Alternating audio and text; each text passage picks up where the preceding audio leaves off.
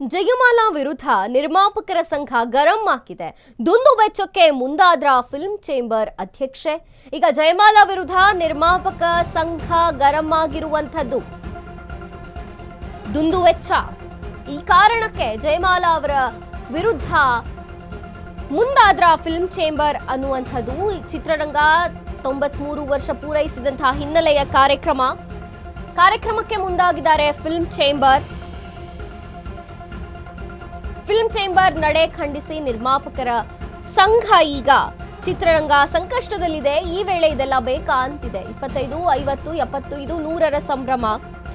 ಚಿತ್ರರಂಗ ಸಂಕಷ್ಟದಲ್ಲಿದೆ. ಈ ವೇಳೆ ಇಂಥದ್ದೆಲ್ಲ ಬೇಕಾ ಅನ್ನುವಂಥದ್ದು ಕೇಳಿ ಬರ್ತಿದೆ. 93ರ ಸೆಲೆಬ್ರೇಷನ್ ಬೇಡ ಅಂತ ಫಿಲ್ಮ್ ಚೇಂಬರ್ಗೆ ಮನವಿ ಹೋಗಿದೆಯಂತೆ.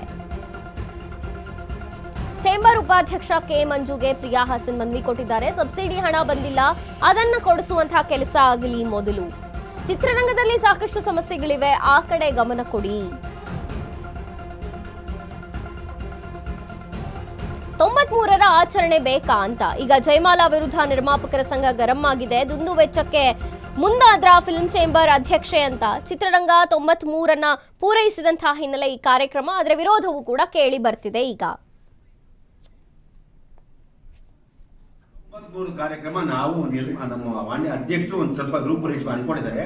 ಅದಿನ್ನೂ ಇಲ್ಲ. ಕಾರ್ಯಕಾರಿ ಸಮಿತಿ ತಿಳಿಸಿ ಏನೇ ಮಾಡಿದ್ರು ನಮ್ಮ ಕಾರ್ಯಕಾರಿ ಸಮಿತಿ ಮುಂದೆ ತಂದೆ ಮುಂದಕ್ಕೆ ಹೋಗೋದು.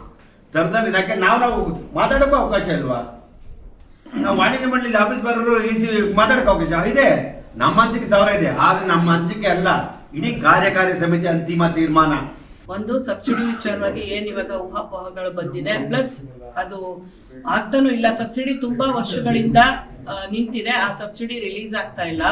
ಫಸ್ಟ್ ನಿರ್ಮಾಪಕರಿಗೆ ಮತ್ತೆ ನಮ್ಮ ಪ್ರದರ್ಶಕರಿಗೆ ವಿತರಕರಿಗೆ ಏನು ಸಪೋರ್ಟ್ ಆಗ್ಬೇಕು ಆ ವಿಚಾರವಾಗಿ ನಮ್ಮ ಅಧ್ಯಕ್ಷರಾಗ್ಲಿ ನಮ್ಮ ಪದಾಧಿಕಾರಿಗಳು ಅದ್ರ ಬಗ್ಗೆ ಗಮನ ಕೊಡ್ಬೇಕಿತ್ತು.